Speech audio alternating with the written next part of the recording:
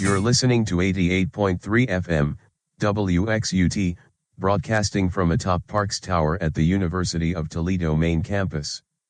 Go Rockets! You're listening to the 88.3 FM WXUT, Toledo's only alternative. It is currently 11 a.m. right now, and we are broadcasting live from the top of Parks Tower in Toledo, Ohio. My name is Jeremiah Jefferson. Welcome to the Vibin with JJ show.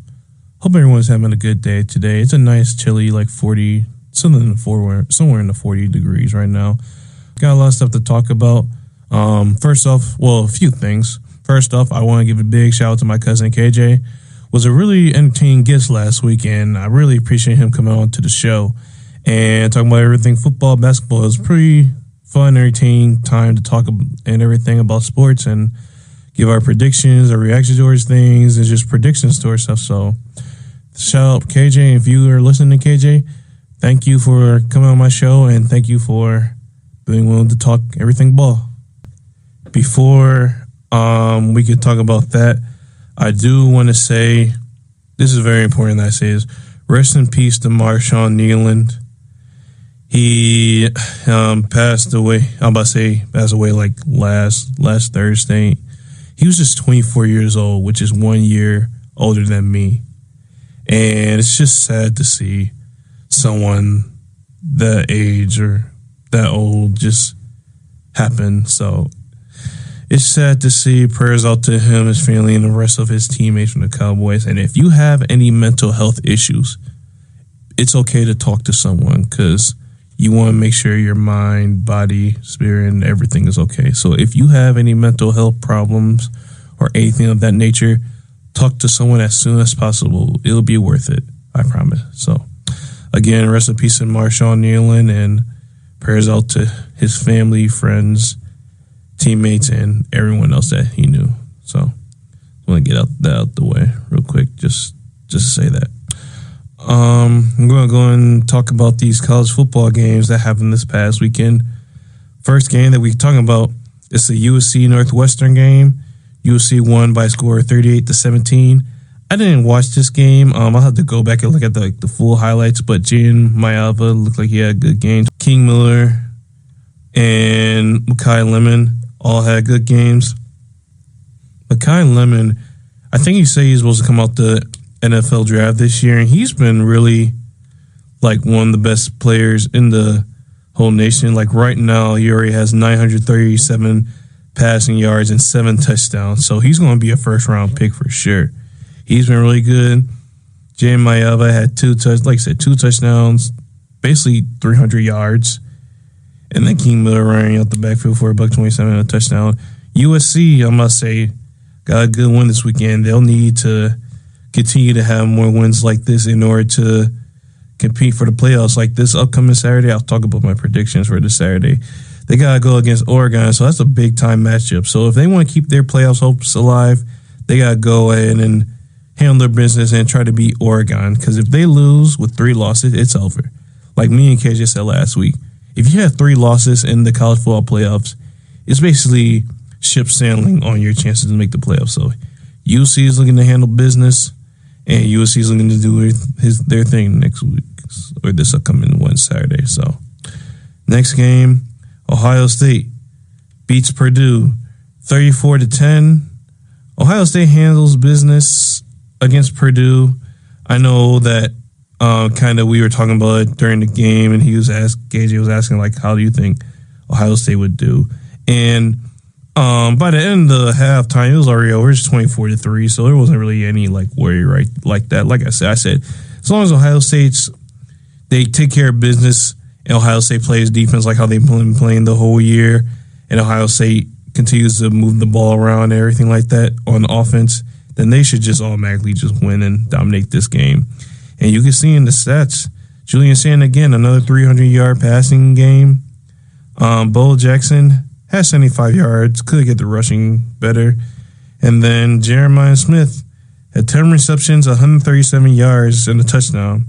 And if people are wondering, and I was wondering this as well, Cardinal Tate somehow got injured during practice, and I don't know the update on that, but They said that he got injured. It's like he had disclosed injury during practice, and so he was out for this game. So I'm hoping that it's not super significant because they need him to play in order to win games. I mean, they got other dudes like Max Clare, Brandon Ennis, Mylan Graham, and dudes like that. But having Carnell Tate back there as another wide receiver will be really helpful for this Ohio State team. So, but Ohio State handled business on offense. They could rush the ball better. I mean, Bo Jackson has 75 yards. Overall for the season, Bo Jackson has 613 rushing yards. They're looking to get their run game better, but their offense is good, and their defense, is still like one of the best of all time. I think they're still only allowing probably like 6 or 7 points per game. It's one of the best right now. It's one of the best defenses of all time. So there's really nothing that they can do that's wrong right now. And yeah, just handling business, doing their thing, and we'll be listening or looking forward to see what happens. So next game might be game of the year overall. It might even have the best play this year, one of the best catches of all time. Indiana escapes Penn State 27-24. Now this, KJ was saying that they had Penn State winning, and for a minute it was really close. I mean, Indiana went up at first 17-7. Then all of a sudden, or they went up, what was it? I think 20-10 going into the third quarter. And then all of a sudden that fourth quarter happened, and they're building some momentum. And Grunkmeyer, he did what he can this game, and the backfield, Nicholas Singleton was really good. And they were just all really good. At one point, Penn State had the lead and everything. And so people were like, Indiana's in trouble. Are they going to be able to come back? Especially because Indiana, in this game, was playing without their star wide receiver, Elijah Surratt. So he was out for this game. So they had other people step up. And let me tell you, they had a bunch of people make plays, from Charlie Becker, to Omar Cooper, to Riley Nowakowski. They had people step up. And then the final drive from Indiana. The final drive of Indiana, spectacular. So it was basically like a minute and maybe a minute 20, minute 10 minutes to go. And Indiana was driving on the field. Well, first off, Indiana got sacked. They had no timeouts. This is all with no timeouts. Indiana got sacked, so they had to hurry up and spike the ball. And then they ran off another play, and Fernando Mendoza was just wheeling and dealing, throwing the ball everywhere and throwing it to everyone. And they were fortunately getting out of bounds. Charlie Becker made an absolute amazing catch to get out of bounds from Fernando Mendoza. And so they were driving down the field. And there were so many chances where Penn State could have got sacked or an interception. And so they're at like the, I think, 10-yard line, closer and closer to the goal line. And Fernando Mendoza almost threw an interception. And it would have been super significant. The game would have been over. But all of a sudden, Fernando Mendoza steps up in the pocket, step back. Pressure, defense is coming at him. He throws it while the defense straight up sacks him, tackles him, throws it up in the end zone. And Omar Cooper Jr. made one of the greatest catches in college football history. He was going up for a touchdown. He jumped in the air, and his right foot was about to touch the out of bounds line. You could stack your hands on top of each other. That's how close the right foot was. And he was able to get his left foot in right before he got out of bounds. And that was called a touchdown. I saw that and I was literally screaming in the car because that was unbelievable. And Gus Johnson and Joe Clett were going crazy on commentary, which I would have been too. That's one of the greatest catches in college football history. That was unbelievable. And that's the play of the year for sure. I don't care. I don't think nothing else is going to top that. I'll just see something like absolutely crazy. But nothing else is going to top that. And I'll remember that when it comes to this season. That's one of the greatest catches of all time in college football history, and I stand by that. Because, wow, that was crazy. But that one drive just showed that Fernando Mendoza, he's the Heisman. Give him the Heisman for sure. And because before that, he wasn't playing good. But during this drive, I think he said it was like 5 of 8 for like 87 yards. Like in total, he was 19 of 30 for like 200 passing yards and a touchdown. But on that one drive, he was 5 of 8 for 87 yards, came down and scored with pressure on him. So he's most definitely the Heisman favorite for sure right now. And Indiana's a legit team, and no one can beat them. They are a legit team, and they're going to make the playoffs. And well, we'll see them in the Big Ten championship. So they're legit after beating Oregon and coming out and being Penn State at Penn State, where the crowd was like really loud and really going crazy. So good win by Indiana. Penn State, they fought, and I know people were like, Penn State, they're 3-5. They don't really got good record, but Penn State, they still have one of the best rosters in the country. I don't care if the record's 3-5. No, 3-6. They still have one of the best rosters, offensively, defensively in the country. So it's always a tough game to play at Penn State in the whiteout and try to beat them. It's super tough. So credit for Indiana for winning this game, and tough for Penn State. It adds to like them in their season, losing overall. They show a ton of fight. I mean, a ton of fight towards the end. But Indiana came up and carved up Penn State's defense towards the end. And Indiana's a contender. They're one of the best teams in college football. Offensively, defensively, they can do no wrong. And they're a contender. And Fernando Mendoza is a Heisman candidate. So it's going to be really good. They'll make the playoffs for sure. Number 3, Texas A&M defeated number 22, Missouri, 38-17 this past weekend. Marcel Reed was super efficient with the football, was able to throw the football for 2 touchdowns. Ruben Owens, II, ran for more than 100 yards, and it was a total completion effort with the receivers. I mean, Casey Concepcion, Mario Craver, Ashton Bethel-Roman, Theo Main, Ostrom. I mean, they all got like different catches. So it was a cool team effort. Complete domination by Texas A&M over a top 25 team. And if you want to be seen as one of the top teams, you need to have dominating wins like this. And to do it at on the road, really impressive. And this shows why Texas A&M is a national championship contender. And I see them going to the SEC championship. So good win by Texas A&M. Really controlled a lot of the game. I mean, by the third quarter, it was already 27-7, so it was already over. Next game, LSU loses to Alabama 9-20. Alabama, they kind of struggled. I mean, first half, it was 3-17, but Alabama tried to take control, and they really couldn't take control that much. I mean, Ty Simpson did what he could out there. Jeremy Bernard was out there trying to do his best. Their run game, Alabama's run game is not good. I mean, their leading rusher had just 21 rushing yards. I mean, he had a touchdown, but 21 rushing yards, you are not going to win with that production. I'm sorry. I know Tyson has been playing good this whole year, and he's one of the options for the Heisman, but he only has 1 interception this year. But you cannot win with only having 21 rushing yards. It's not sustainable.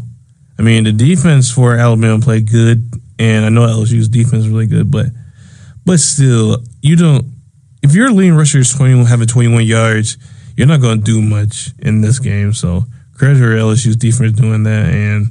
But Alabama moves on. It's kind of a tough game for them.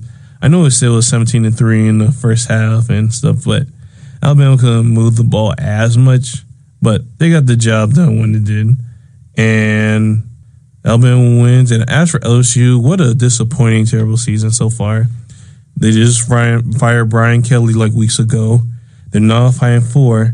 Garrett Nussmeier has been a major disappointment. He only has 12 touchdowns and 5 interceptions this year so far. He's been a major, major disappointment. Look at Garrett Nussmeier. I never seen the potential. I never saw him like being good like that.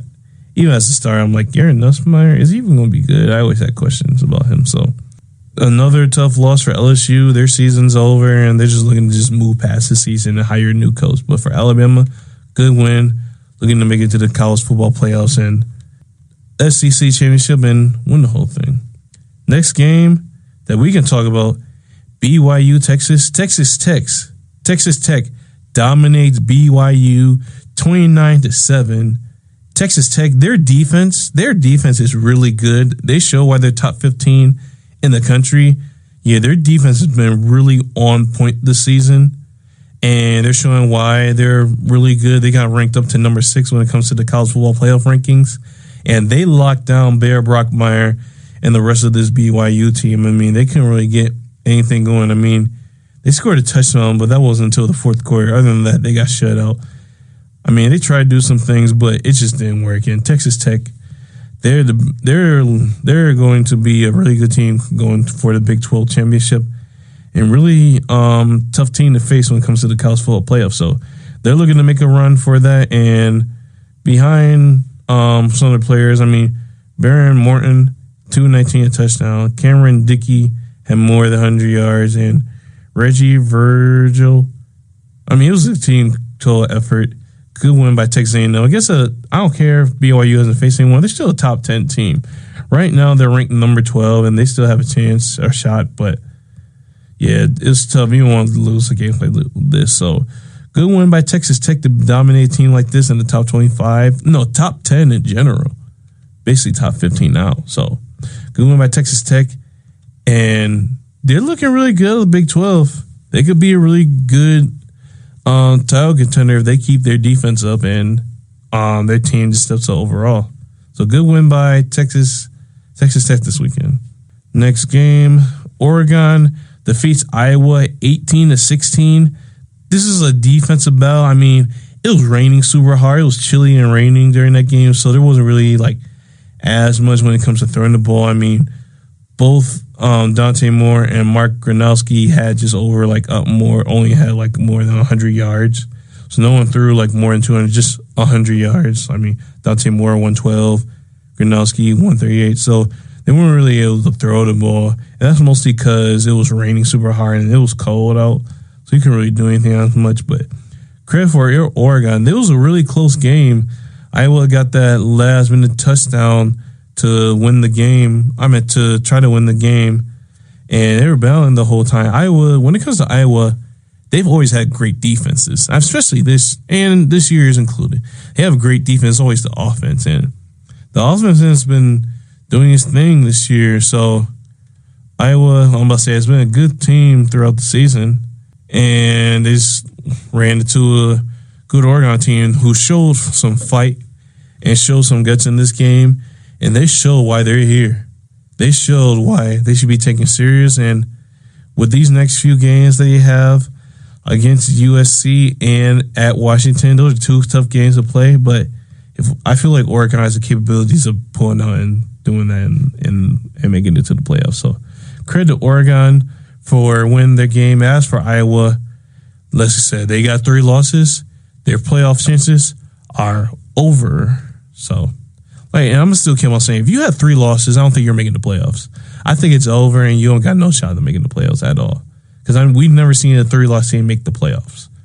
We've seen 2-loss teams, but never 3-loss teams. So it's over for Iowa and for Oregon. I know Iowa only got to move down to 21, but I mean, if you look at their schedule, I mean, I don't know, they have USC this upcoming weekend, so that could be significant.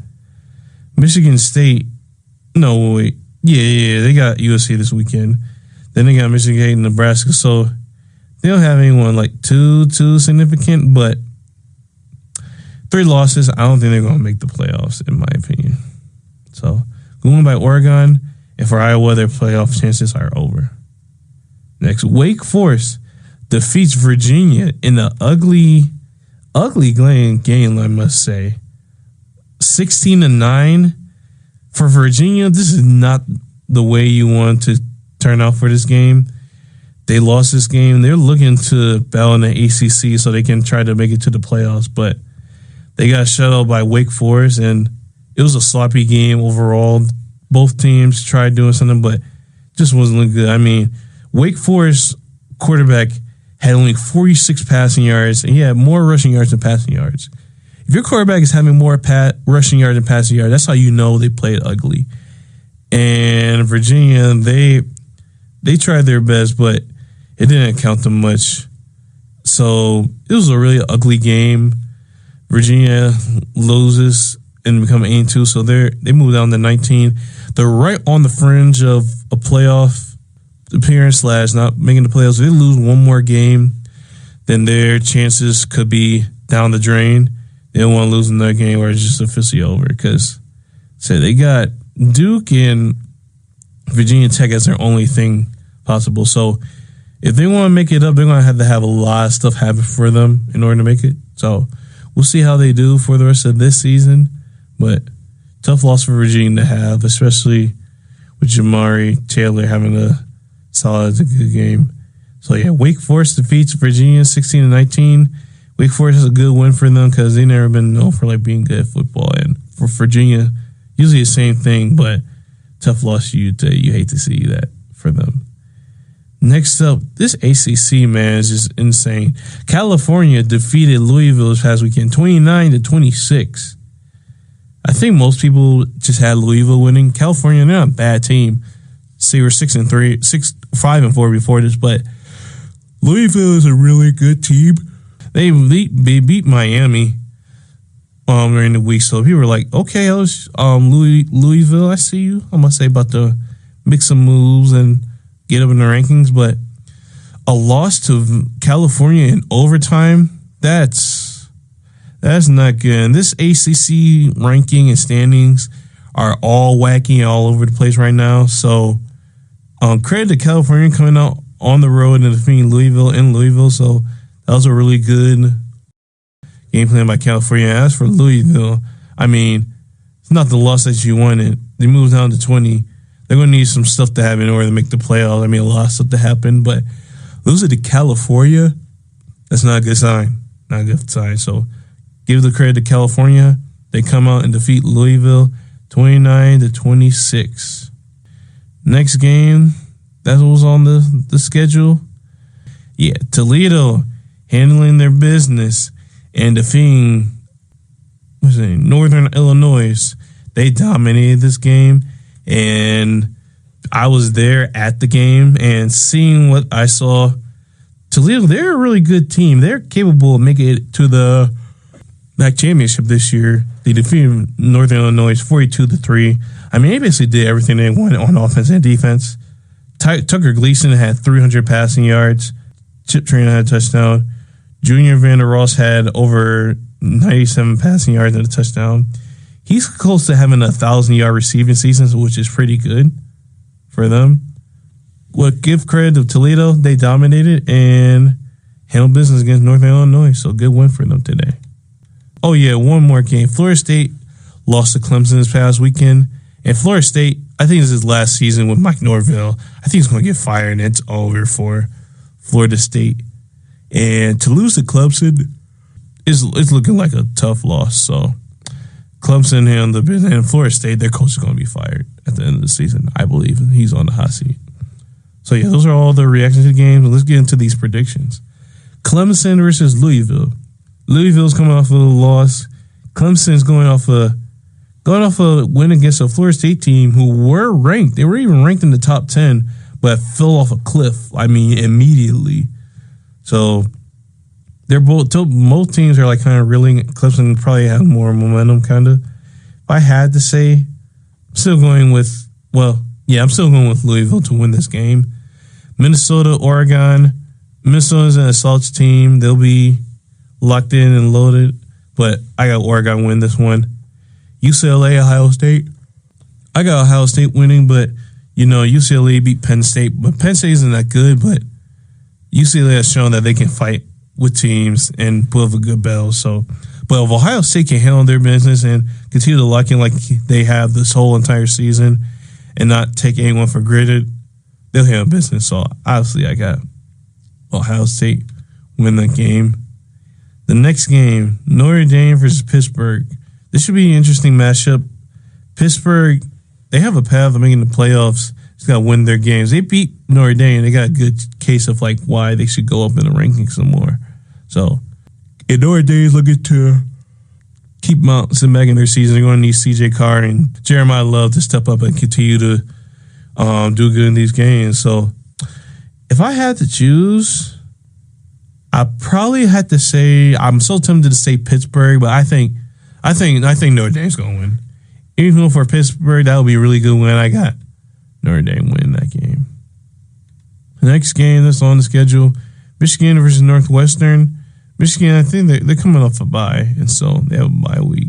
But this week, they face Northwestern. Northwestern is in a slouch.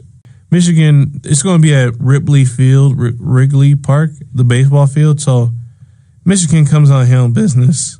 They should win using Bryce Underwood, and I don't know if Justice Haynes can play in the next few weeks, but Justice Haynes and Jordan Marshall as a running back duo is absolutely dominating to see. So we'll see how that goes, and it'll all lead up to the game of the end of the game here between Ohio State and Michigan. So we'll see what happens, but I got Michigan win that game. Next game, Oklahoma, Alabama. This should be a really interesting matchup. I mean, you got two quarterbacks that are like good quarterbacks. John Mateer, he hasn't been the same as he's been since he first came in because he got surgery and stuff, but it's been smooth sailing ever since. And Ty Simpson has been a really good quarterback as well. Both teams has no run game, but I feel like Oklahoma's is more of a passing game, better passing game than run game. So if I had to choose, give me Alabama because Oklahoma's kind of been struggling with John Mateer being injured and stuff, and they really haven't been able to do much. Next game, Iowa versus USC. This should be a really interesting game. I'm very interested to see how USC's offense goes against Iowa's defense. And both of these teams, Iowa's looking to spoil the party for USC and make sure they don't make the playoffs. Iowa, they're ranked number 21, but I think their playoff hopes are over. Even if they win out, I feel like their chances are going to be over. They're not going to make a Big Ten championship. They have 3 losses. Nothing is in favor for them, so I think Iowa is going to be tough for them. But if I have to say, give me USC to win this game. Texas and Georgia. This should be a really interesting game because Texas, there's been a lot of games where they've been down and out in this game, but they came back. Arch Manning, the past few games, have played really, really much better. And at first, he looks like he was like super, super nervous. But over the past few games, he's been really stepping up. I mean, that's his second 300-yard passing game in a row. So Arch Manning's starting to get more comfortable, and they need his production in order to beat this Georgia team at Georgia, which that's not an easy matchup, but it's going to be a good one for sure. So, and I'll be making sure to look to or tune into that tonight. And then last game, I guess we can talk about the games this is Toledo. They played today. Toledo versus Miami, Ohio. Toledo's going down to Miami, Ohio. I got the TOL, EDO. I think we're going to handle business again, Miami, Ohio, and I'm hoping that they use this momentum and what happened earlier the year of BG and go on a really good run. So that's all my reaction and predictions for the show. Now we're going to talk about everything NFL talk. And by the way, if you do want to call into the studio, the number is 419-530-4455. Again, it's 419-530-4455. So that's everything college football talk. And now let's get into these NFL stuff. So I got a lot of stuff I want to talk about. First off, when it comes to the NFL weekend, the Giants has fired Brian Daboll. I mean, they were up 20-10 and they lost. I mean, that is a fireable offense. But I feel like Jackson's already gotten familiar with Brian Daboll and his offense overall. So kind of tough to see him go, but that's what the team wanted. So they were trying to get a new quarterback. But Brian Daboll, after having a good first year as a coach with the Giants, or his first year, he was coach of the year, was able to turn that franchise around, was able to beat the Vikings in Minnesota in the first game, and then they got crushed by the Eagles. But Vikings did what they could, made Daniel Jones look solid, and Saquon Barkley ran all over the field and played pretty good. But Brian Daboll wasn't able to do enough in the GM's eyes, and tough loss for Giants fans. It's been a cold break for Giants fans.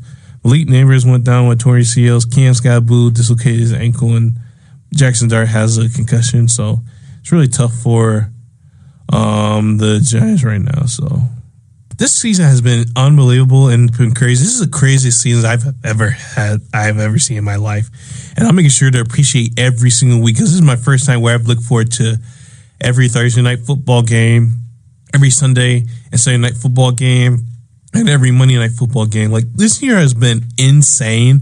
Like, who predicted the Colts, Patriots, and Broncos having the first 3 seeds?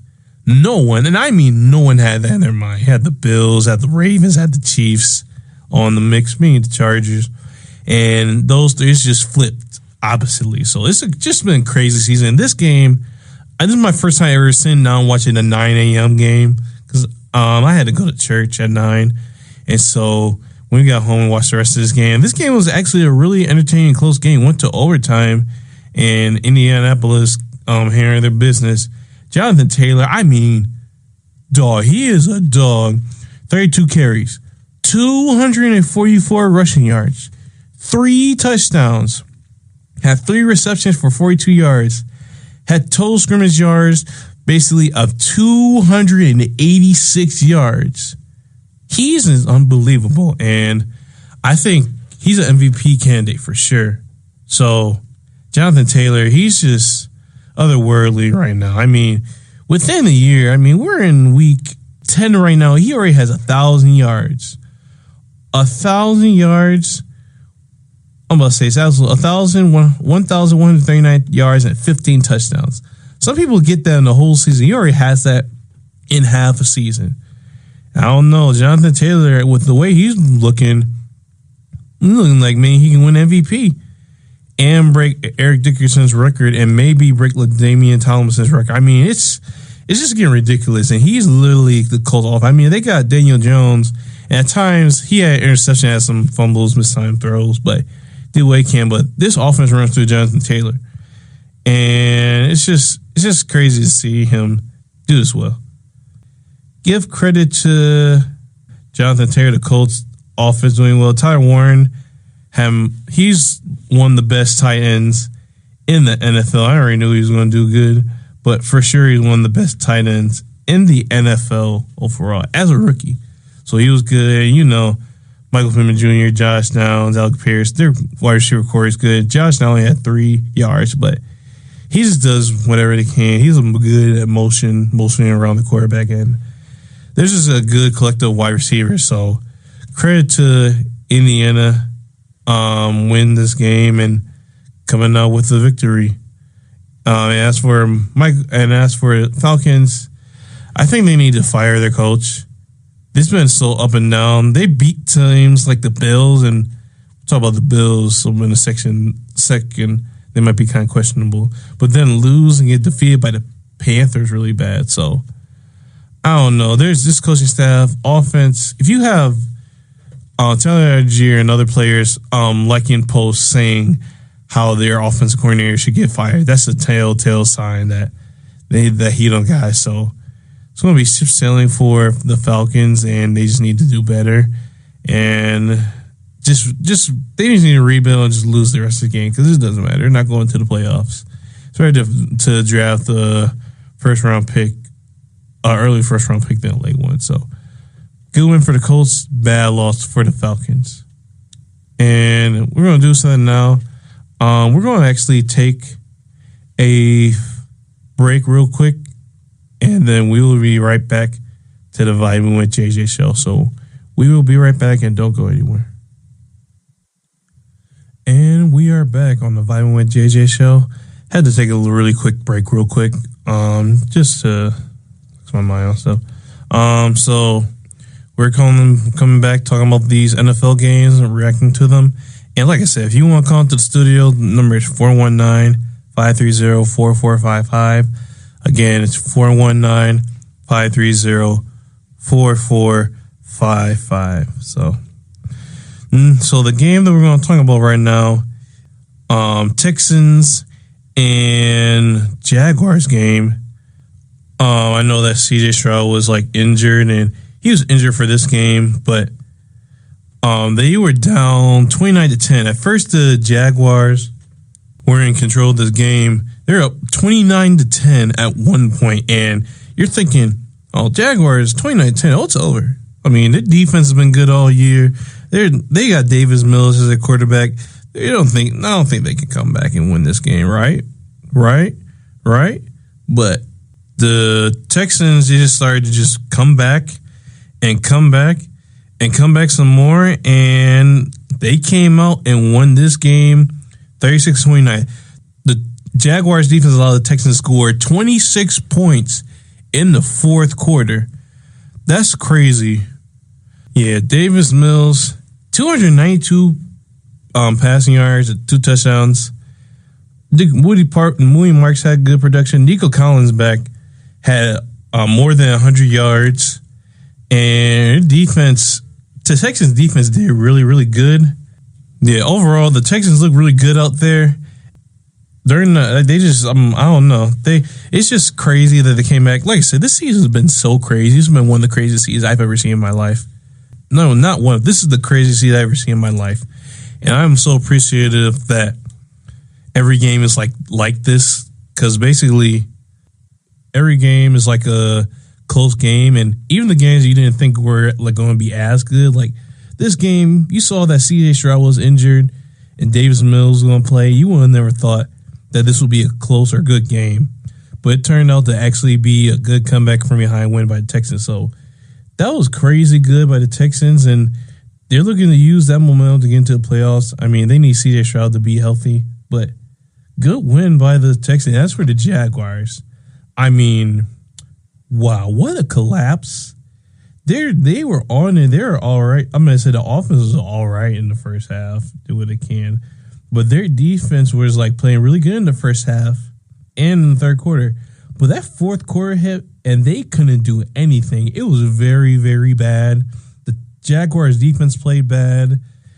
Jaguars offense was not doing anything, moving the ball that much. And Trevor Lawrence, I mean, he's just been really inconsistent this year.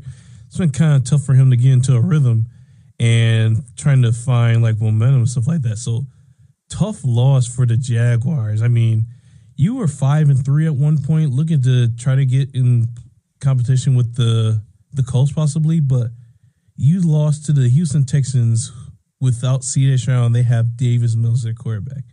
Davis Mills as their quarterback. So I don't know what Jaguars team you're ever going to get, and they're like reeling off this game. It's not looking good for them. So they need to find some momentum, win these games. And as for the Texans, I mean, good come from behind win for them. And once CJ Stroud gets healthy and the offense can play better, they got a chance to do something really interesting this year. So good win by Texans, tough loss by Jaguars. Next, the surprise, and I mean surprise of the day, the Dolphins defeat the Bills 30-13. I didn't watch this game live, but I was at the UT game that just happened with UT's women's basketball game that happened this past weekend when they faced Gonzaga. And when I looked on my phone and saw the score, I saw it was 16-0 at the Dolphins. I couldn't believe it. I'm like, what? The Dolphins are up 16-0 with how toxic it's been with them and all this stuff that's happened. 16-0? I couldn't believe him. I had to show my dad and tell him, like, he said, you're lying. And yep, 16-0. And man, this is crazy. Dolphins, and hearing people talk about it and like watch the game, watch the highlights, they didn't do anything crazy. It's just the the Bills kept shooting themselves in the foot. Tua Tagovailoa, I mean, he even had 2 interceptions, so he wouldn't even look like the best. But Devon Achane, he's been doing all he can this season. He has not been a problem at all this season. He's just been going out there, handling his business, rushing the ball, and he's been super quick with the football. And you can't stop him when he's like full speed ahead. And Jalen Wallen had more than 80-plus yards and a touchdown. So that's a crazy win by the Dolphins. And as for the Bills, it's looking kind of scary right now for the Bills. I mean, Josh Allen, he wasn't like playing like Superman out there. But it feels like they were going through the motions, and their defense is concerning because if you allow 30 points to the Dolphins, that's really concerning, and you don't want to see that. So, Bills, they got to get it together. They need to take what they did against the Chiefs and rely on that to beat other teams because that losing to the Dolphins is not something you want to see, and you got a big matchup this Sunday, so I don't know. The Bills got to do something. They got to do better, and they need to win games. So, Bills, that's a bad loss. And as for the Dolphins, what a win that was for them. Next game that was on the schedule that took place, the Patriots and Buccaneers. The Patriots defeat the Buccaneers 28-23. And this was a close game, a really good game at first, and then the Patriots took control of this game. And yeah, Patriots, I can't believe that I'm saying this, but they really might be one of the best teams in the AFC. Maybe one of the best teams in the NFL. Might be crazy to say even a Super Bowl contender? Question mark? Which it sounds crazy to say, but hey, they're just doing what they can to be good. And Drake May, I mean, he's been really good this game. There's times where he wasn't as good as he's been the whole season, but he did his job. 2 touchdowns. Travion Henderson finally had that breakout game. I always thought he should be the starter. Ramondre Stevenson had like fumble problems, stuff like that, but I always thought Travion Henderson should be a starter. Yeah, 147 rushing yards and 2 touchdowns. This is his best game by far in his NFL career right now. So good win by them. Mac Hollins and Stephon Diggs both had good production. Patriots defense was good, and overall, this Patriots team is looking absolutely good, and the rest of their schedules looks like really easy. I mean, you do have a tough game with the Bills and the Ravens. Other than that, the Jets, the Bengals, the Jets again, and the Dolphins, that's easy money. And even if you lose like 2 of those games, you're basically 13-4. If you lose 3 games, basically 5, so you can have 12-5, 11-6. The least I see them losing is 11-6. But I feel like they're going to go. They could go 15-2 and say they'll have 4 losses. They'll be 13-4. So they're making the playoffs because of how easy their schedule is. So it's not even like a point. I'm about to say not even close anymore. I'm about to say the Patriots making the playoffs, and I thought this to myself, since the Patriots are good again, is the NFL going to cheat for them like they did in the past? Because if they're going to cheat for the Patriots and the Chiefs, that's going to make me hate them, both teams, even more. So that's the only thing when it comes to the Patriots. Are they going to be cheating and getting home cooking advantages like how the prime Tom Brady Patriots did? That's why I hated the Patriots as a kid, because they would cheat with Spygate and Deflategate. And when we were going to face them in the AFC Championship, like the day before, the day of that Sunday morning at like 3 a.m., 2 a.m., or during the nighttime when everyone's asleep, the alarm in the building went off. I mean, come on, man. Like, really? And so, like, and look at other plays. So they would cheat and win. So that's why I hate the Patriots. It's going to be a same situation now. I hope not. It shouldn't be, but if it is, then that's just, I'm real against them for sure. So, but Patriots handled their business. And as for the Buccaneers, Baker Mayfield had 270 yards, 3 touchdowns, and Emeka Buka looked really good. And at first, Baker Mayfield looked like an MVP candidate, but ever since Bucky Irving has been out, it's been tough sailing for the Buccaneers. So, I don't know. They need to find better production out their players, and they need to do what they can in order to make sure that they do good. So, credit to Patriots going out, and it was rain too in this game. credit to the Patriots going on the road and defeating a really good Buccaneers team. So the Patriots are legit. Watch out for them. And if they beat the Bills or Ravens, I'm calling them Super Bowl contenders for sure. So let's see what happens with those games. Next game we can talk about is the Ravens-Vikings game. Ravens, they're catching up. Let me tell you, I mean, they are catching up on the AFC North. After the Steelers blown and went up 4-1, now the Ravens are 4-5 and the Steelers are 5-4. They have a chance to get into it. I mean, the Ravens defense has been playing much, much better past few weeks.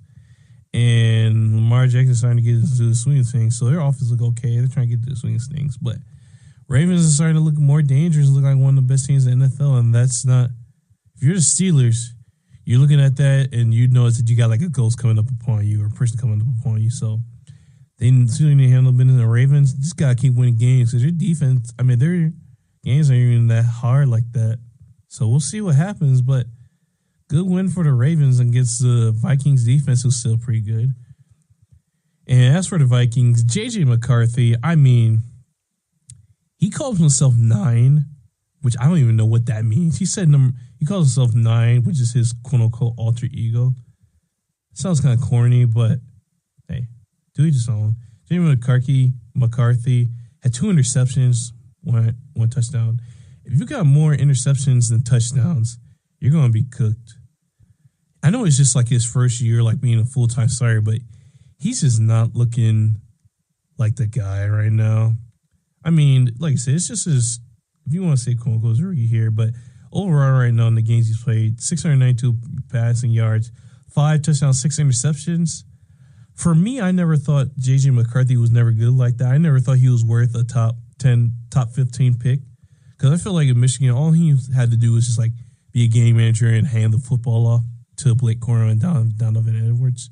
So, I don't know. It's just, he just needs more development and stuff like that. And then Justin Jefferson starting to get like a little frustrated out there and get like psyched out a little bit. But Jalen earlier had a good game, 124 yards, touchdown. He had J.J. McCarthy able to find with him, but I don't know, man. I don't know if J.J. McCarthy's the guy. I mean, I don't even know if he's worth the assets he's given. So we'll see how it goes. But if it was me, I wouldn't trust J.J. McCarthy. I would never picked him with the top 15 pick. I thought he would be like 3rd round, 4th round at best. So, but Ravens win. Vikings, just it's over for them because they're not going to win the rest of their games for this division. Next, the Rams versus the 49ers. The Rams come out to beat the 49ers 42-26. At first, it was 21-0 at first, and then the 49ers started to make a little bit of a comeback and come back into the game, but the Rams came back and took momentum. Matthew Stafford, 4 touchdowns. I mean, he is a leading candidate for MVP. He already has 25 yards and 2 interceptions. He is an MVP, and this is making the case why he's a Hall of Famer. He is going to the Hall of Fame. I don't care what no one says. He is going to the Hall of Fame. I don't care what no one says. So the Rams, they're one of the best teams in the NFL and a Super Bowl contender for sure. And I know the 49ers are banged up, but that's still a good team than most teams. So good win by 49ers handling their business and got lead on the division. They're up there. They're going to be battling with the Seahawks for like true division, for like winning the division. So see how that goes. And if you got Devontae Adams, Puka, I think Devontae had like a little bit of an injury during the game, but those two, McCarron inside the backfield, 2 touchdowns, and Rams, they play better on defense. This is a Super Bowl contender, and they can win the Super Bowl for sure before Matthew Stafford retires. So credit to the Rams. And as for the 49ers, I mean, look, Mac Jones, I know he had that 1 interception, but 33 of 39 for 319 yards and 3 touchdowns. I think Brock Purdy's going to come back, but and Mac Jones on 1 year there, but when he's in free agency, he's going to be one of the most sought-after free agents this year for sure. Maybe someone like the Jets or our team, the Steelers, might pick him up because he's been really, really good with this team overall. And been surprising. It's just been the year of the backups for NFL. It's just been crazy how good they've been. 6-4. And I think the 49ers have a real chance of, despite all their injuries, still making the playoffs. So they got upcoming games they can win, but good win by the Rams and tough loss for the 49ers. Next two games I want to talk about. I want to talk about this game. You know, like I said, I'm a Steelers fan. The Steelers get dominated by the Chargers, and we get put BTA by the Chargers 25-10. And 140 was 25-3. It's already over. And Aaron Rodgers had his worst game by far this year. He had 2 interceptions. He kept on overthrowing passes, kept on underthrowing passes, and he kept on like getting frustrated at others than doing it. And he also even said like these dudes like during you, if you can read his, people were saying that he said that these bums cannot make a catch. Which I'm sorry, if you're overthrowing and underthrowing stuff like that, you can't talk. It was just bad overall, and Chargers just took advantage of everything. And like I said, it's one of those situations where if you got a superstar wide receiver, you just throw it to them against our team, and our defense cannot hold him. We signed Asante Samuel on this team. He needs to start because Darius Slay, we got injured boy over here, crippled boy over here, getting injured every single game. It's like one game, my knee, my back, my arm. It's always something. He needs to come off the bench. James Pierre played way better than Darius Slay did. So it's always something with Darius Slay. I didn't even know when we signed him that he was 34 years old. I thought he might have been like 30 years old. 34. I had no idea he was that old. He's like the worst Patrick Peterson for us. Like how Patrick Peterson wasn't that good for us when he was on the Steelers. He's like a more injured Patrick Peterson, basically, and gives them more big plays. So Darius Slay, it's over. I mean, he needs to come off the bench. James Pierre or Asante Samuel needs to be the starter, and they need to bench him. So, and if the Steelers aren't getting sacks or takeaways or like causing fumbles, then stuff is getting completed, and we can't do anything. So if this game this Sunday for us is pivotal. Because I think if we lose this game this Sunday, I think the season is officially over. And it's going to say, like, we're not going to win the division. So, it's not good for us right now. And, you know, offense needs to step up. I mean, defense, you know how I feel about the defense. Like, going into this game, I was still, like, kind of feeling shaky by our defense. I mean, against the Colts, I was really impressed, but our defense, shaky. She looks real shaky. I wasn't really sure. And defense did enough to win the Steelers game, but Steelers couldn't do good on offense. And it's just one of those things where if the offense is good, defense sucks. If defense is good, offense sucks. So it's just, we're never consistent. That's why we can't blow out teams. It's just frustrating to see. I got so frustrated that I had to hop on GTA and get some people on there. So that's how frustrated I got. So tough loss. I mean, I just hate seeing stuff like that for our team, Steelers. And as for the Chargers, with how banged up their team is, getting one like this is really impressive. I mean, against our team, to be honest, it's not that surprising. Basically, our team, whenever someone goes up against us, it's basically a get right game to get their stats up more and to help them get right in the game so they can prepare for the rest of the season. It's a get right game, basically. And I wish it wasn't like that, but that's just how our defense is, and it's just so weird. And I don't know. It's going to be tough for them for the rest of the season. But Chargers, good win. Steelers, us, we got to do better. I mean, got to do better. So I'm hoping we do and see how we do this Sunday. And then the last game that we could talk about is the Packers and the Eagles game. Packers lose to the Eagles 10-7. If you like defense, this is a defensive game right here. I mean, they couldn't really do anything for a while. For the first half, it was 0-0. In the second, into the third quarter, it was 3-0. So this is just a defensive masterclass by both teams. Couldn't really do much. I mean, Tucker Crab being out affected them, but still, it's not an excuse for Jordan Love to not push the field down and do stuff like that. So,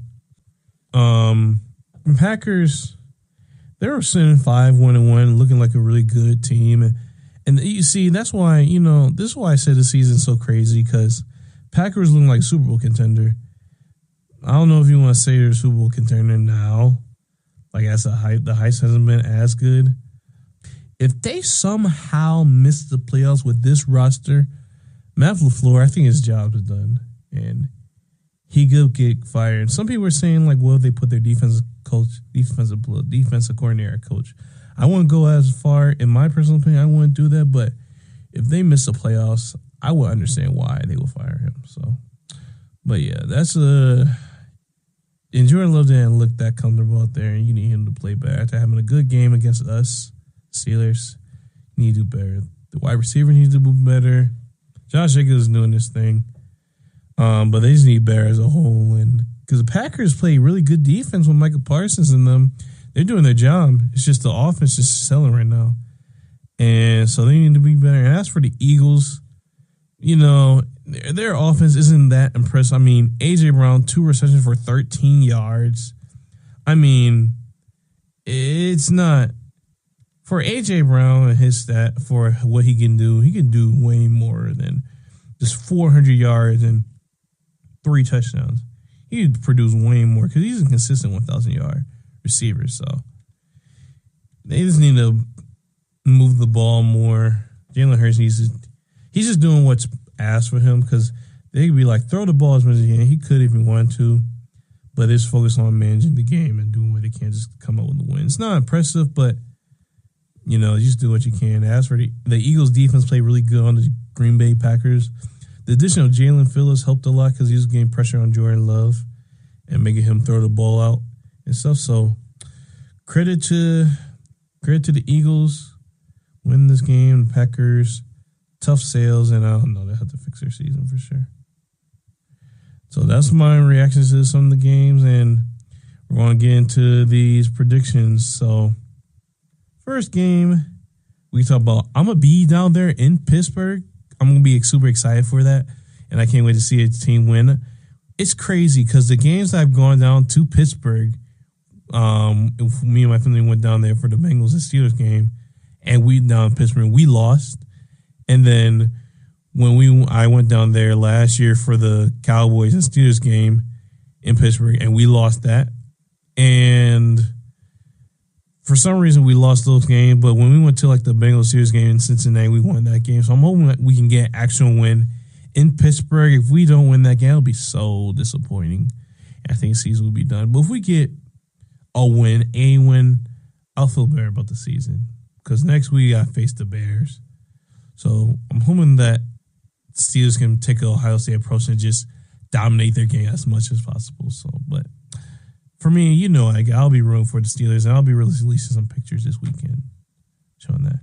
Chargers, Jaguars, take the Chargers. Buccaneers, Bills. You know what? Give me the Buccaneers. I'm taking the Buccaneers. Bears, Vikings. I got the Bears. Seahawks, Rams. That's a really good game. I got the. About to say Rams. I don't know. That's pretty tough. That is pretty tough to decide. I guess I'll go with the Rams to win this game. I'll go with the Rams to win this game. So, and then we got 2 more games. Chiefs, Broncos. Just because the Chiefs needs to win this game, I got the Chiefs winning. And then I know it's on the road, but they haven't really been able to do anything on the road. But this game, since the Chiefs need it, I got the Chiefs winning. Then Lions versus Eagles. I'm just going with Lions because I'm gonna be rooting for the Lions because I think the Lions are good. I like the Lions. I've been rooting for them because we live like 40-something minutes away, close to an hour to Detroit. So, and I love going to Detroit. It's a much better city than here in Toledo. But like I said, so if they're doing good, I kind of root for them to do good. So, yeah, I got the Lions over the Eagles. So that's everything NFL talk. Now we're going to get everything basketball talk and talk about everything that happens within the NBA. We're going to talk about these standings a little bit for both leagues. So we'll start out with the Eastern Conference. the Detroit Pistons are number one in the Eastern Conference with a 9-2 record. They've been on a 7-game winning streak. They've looked really good this year with Cade Cunningham taking control of the season. And he's been balling. He's averaging over 28 points per game with 5 rebounds and 10 assists. He hasn't been shooting the best, but he's been absolutely balling this year, and he's leading his team to victories. I mean, I know the last time he had last game he shot 45 shots to get 45 points, but hey, they need all they can get in that game to win. And it's just been an overall team effort. I mean, Jalen Duren, I didn't expect him to take such a big jump. He's averaging 19 points and 12 rebounds, a steal and a block. He's been absolutely killing it this year. So those two has been really good. On Asor Thompson, he's coming out there, providing for him. I know he got injured recently, but he's been doing all he can. Offensively, defensively, he's been stepping up for them. Asor Thompson, you got dudes like Tobias Harris, who's a shooter, Duncan Robinson, Talou Smith, and Isaiah Seward with Ron Holland, Karis LeVert. So it's just been Javante. So it's been a total team effort, and you love to see stuff like that. And yeah, it's been a good team effort. They're showing why they're the best team in the Eastern Conference, the top team in the Eastern Conference, and why they're up there. Another team that we could talk about, and I'll just say this: Jaylen Brown, you gotta stop using that Beijing and just go bald, bro. Because you got all the Beijing on your hair and it's getting out the players' jerseys. Just go bald, bro. It's not working. So cut your hair. So that's all I gotta say about the Celtics right now. Next team, the Heat. No, well, we'll go in. The Knicks are good. Well, there's a lot of teams on this that are good. Go over to Miami Heat. I didn't expect them to do good this year because they traded Jimmy Butler and everything, but they've been looking really good. Norman Powell is leading the team in points per game. He's averaging 25 points per game, 46% from the field, and 46% from three. He's been on a hot streak, and he showed that ever since last year.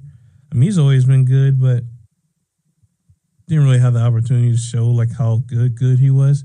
He's been the leading man for their team, and along with people like Tyler Hero, Tyler Hero, I think he's been hurt for a lot of the year he's been injured for the past few weeks. So, but the dude is without him, and to win these games, that's really impressive. You got Norman Powell, Bam Adebayo producing. Andrew Wiggins is producing for them, so he's been pretty good. 53% from the field and 40% from three. He's been really impressive, and there's Jaime Jaquez and Samo Fontecchio, Nikola Jovic, Khalil Ware, Pele Lawson, Davion Mitchell with 9 assists. So it's just been a team total effort. Eric Spoelstra is a really great coach. He's going to the Hall of Fame. So he's having those boys compete and do well for this. So good to see about the Heat. Overall, I tried waiting to see how the series would go so I could have a good insight of how the teams were, basically. So, and last thing we can talk about since we got 3 minutes to go with it. Mavericks are doing bad right now. Nico Harrison, he's still been an idiot for trading Luka Doncic for Anthony Davis because he said defense wins championships. And their owners he could be like Shaq. What are you talking about? The Mavericks are 3-8 right now. They're one of the worst offenses, not in the NBA. They're the worst offense in the NBA, but quite literally might be one of the worst offenses of all time. And that's just not me saying subject. If you look at their stats right now, currently they're one of the worst offenses of all time. So if I'm I would probably stop even being a Mavericks fan if I seen this, and especially if the Lakers.